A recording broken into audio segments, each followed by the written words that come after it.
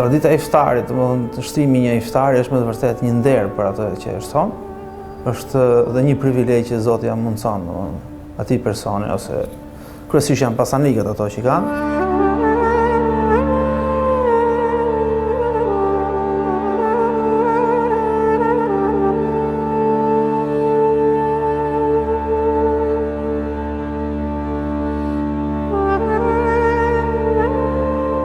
Zoti i ka krijuar njerëzit të ndryshëm në pamje, zgjuarsi, pasuri e në çdo gjë tjetër. Disa i ka sprovuar me pasuri, disa me sëmundje, disa me varfëri e kështu me radhë. Historia tregon se shoqëritë njerëzore në përbot kanë kaluar momente nga më të ndryshmet. Ato hera herës janë përballur me skamje e hera herës me momente bollëku. Kjo gjë është caktimi i Zotit për të sprovuar të pasurit se si e menaxhojnë pasurinë, dhe në anën tjetër për të sprovuar të varfërit për durimin. Por mund të jetë edhe sprovë për të mësuar shoqërinë se si të menaxhojë mirësitë e Zotit. Allahu e tregon në Kur'an historinë e Jusufit, i cili kishte aftësinë të komentonte ëndrat. Ai tregoi mbretit se ëndra e tij shpjegon se për 7 vite do të ketë bollëk dhe më pas për 7 vite të tjera nuk do të ketë prodhime.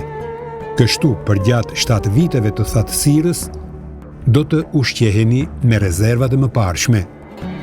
Në këtë mënyrë, sprova mund të përfshijë kontinente, popuj dhe individ të ndryshëm. Por nëse ne tregohemi të kujdesshëm ndaj këtyre shtresave, atëherë do të kemi edhe begati prej Zotit. Allahu thot në Kur'an: Nëse i shtoni falenderimet, unë u ashtoj begatin. Kjo traditë, duke dhënë iftare për të ushqyer të varfërit, është që nga koha e profetit Muhammed a.s. Ai në përgjithësi kur agjeronte, iftarin e çelte duke ngrënë me të varfrit. Çdo gjë e ndante me ta. Kështu, me këtë gjë, i edukoi edhe shokët e tij. Transmetohet se Abdullah ibn Umar agjeronte dhe iftarin gjithmonë e çelte me të varfrit. Madje nëse ai ishte duke ngrënë dhe i vinte ndonjë i varfër, ushqimin e tij i adhuronte atij. Kjo gjë është trashëguar saqë edhe sot tek muslimanët anë mban botës ndihet atmosfera e iftarit. Iftarët e Ramazanit janë një traditë e hershme, nuk është vetëm traditë shqiptare, është një traditë që i përket të gjithë muslimanëve në gjithë botën kudo gjenden, dhe një nga traditat më të hershme pra që nis qysh në kohën e profetit dhe vazhdon deri në ditët tona. Allahu Akbar. Allahu Akbar. Allahu Akbar. Ashhadu an la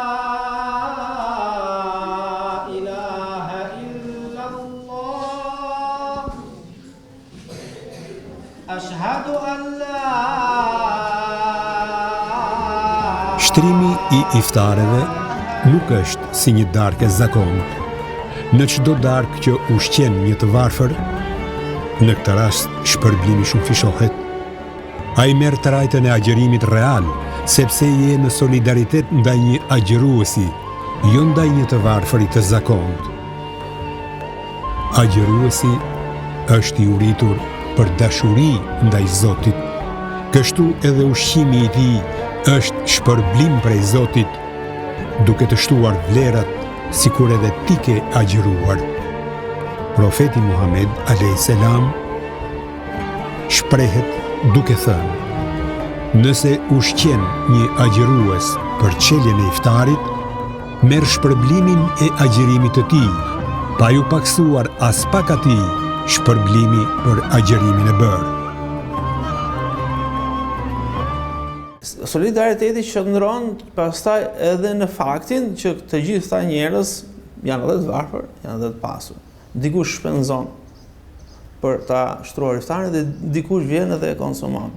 Dhe nga ana shpirtërore, pra përshpirtshmëria e këtij momenti është se si ai që e ka shpenzuar pra paran për të shtruar të iftarin, si dhe ai që e konsumojnë iftarin, të dy shpërblehen njësoj. Kjo është me të vërtetë domethënë diçka jashtëzakonshme, prandaj dhe nuk ka diferenca në këtë rast. Diferenca pastaj është që ne këtë diferencë nuk e dim sepse është pjesë e gajbit, asaj të fshehtë së Zotit, që Zoti do t'i shpërblejë ata njerëz që janë në atë iftar, vetëm ai e di shpërblimin. Agjërimi i Ramazanit i jep mundësi çdo të pasuri që të ndjejë me shpirt gjendjen e një të varfëri, sepse edhe pse ai e ka ushqimin, ai qëndron pa ngrënë papir. Ata tashmë janë njësuar gjatë ditës së Ramazanit dhe e kuptojnë mirë ç'do të thotë të presësh me padurim kohën e çeljes së iftarit për t'u ushqyer. Kjo gjë bën që ai ta ndjejë gjendjen e çdo të varfëri dhe të solidarizohet me ta.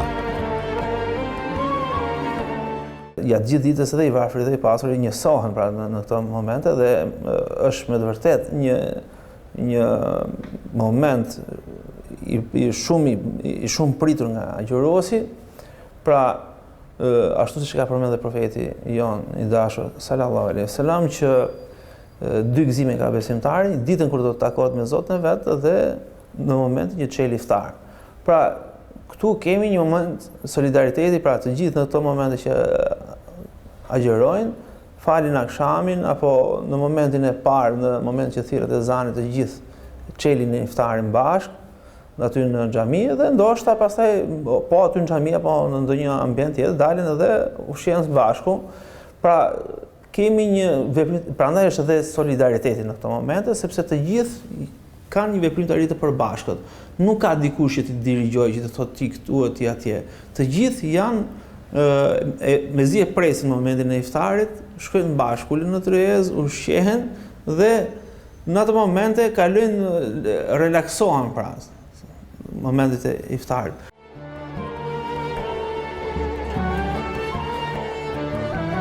Iftari i përbashkët ka jo vetëm simbolikën e bamirësisë, por ai shton edhe dashurinë mes besimtarëve. Ata tashmë janë njësuar si të ishin një trup i vetëm. Ata agjëruan duke mbyllur syfyrin në të njëjtin orar, e çelin në të njëjtin orar. Ushqehen së bashku dhe i kryen adhurimet bashkërisht. Gjë që i bën ata të jenë si në një familje të madhe, vëllezër e të dashur me njëri tjetrin. Dhe kënaqësia më e madhe është që ne aty që i shërben dhe më tepër shoqërizimit të njerëzve, ne për ditë takohemi pothuajse të gjitha i xhamat që jemi aty, takohemi me njëri tjetrin për iftar. Dhe i lëm të gjithë lodhjet e ditës mbas shpine dhe ulim ham iftar me njëri tjetrin, ashtu siç ndodh edhe në një familje të zakonshme që kur vjen momenti për të ngrënë drekën apo darkën, edhe janë të gjithë familja dhe ne mblidhemi po ashtu si një familje më e madhe tashmë dhe konsiderojmë njëri tjetrin vëllezër. Dhe kjo është pikërisht është një moment dhe një veprim që ne duke kryer së bashku na shton dashurinë edhe midis njëri tjetrit si vëllezër që jemi, që konsiderojmë njëri tjetrin, sepse vëllazëria nuk është një koncept abstrakt që bazohet thjesht në një teori që ne dëgjojmë vazhdimisht apo se përmendet thjesht në Kur'an. Vëllazëria fitohet ditë pas dite me njëri tjetrin duke ndenjur, duke kryer këto lloj veprimesh të përbashkëta, duke ngrënë me njëri tjetrin, duke dalë dhe duke shëtitur, duke pirë një kafe, ka dhe veprime të tjera që ne shpresojmë që këtë vit, për shembull, të kemi një gjallëri më të madhe, duke nisur qysh për disa ditë përpara Ramazanit dhe duke vazhduar deri në momentin që kryhet i gjithë muaji dhe ne shkojmë pastaj të festojmë dhe të celebrojmë pra Bajramin. Të shtrosh iftar është pjesë e bujarisë që shpreh njeriu.